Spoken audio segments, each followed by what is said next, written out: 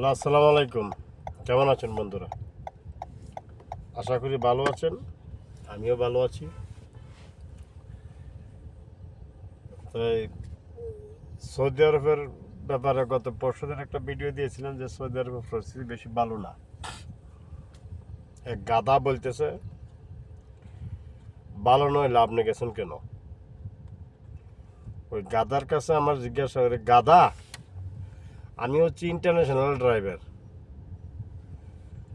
আমি এই দেশে আল্লাহর রহমতে যেদিন আসছি আর পরের দিন থেকে কাজ মিলছে। আর আমি এসে দেখছি এখানে রুমের মধ্যে 6 মাস ধরে বসা, কাজ নাই। কারণ ওই গাদারে বলতেছি, গাদা কাজ না শিখা কোনো কিছু না জানে বিদেশে আসলে কষ্ট পাইতে হবে। ওইটা শুধু ওই গাদার জন্য, যে গাদা বলছে আপনি এই বয়সে কেন গেলেন, ওই গাদারে বলছি।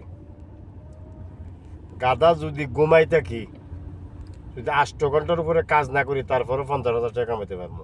আর এখন তো আল্লাহ রহমতে এই সকাল 7টা বাজে বাইরে হই, রাতে 10টা বাজে বাসায় যাই। প্রায় 15-16 ঘন্টা ডিউটি করি শুধু টাকার জন্য। 1 লক্ষ টাকার উপরে বেতন এমন আসবে। গাদা, বুঝাতে পারছি গাদা তোমারে? ভালো থেকো গাদা।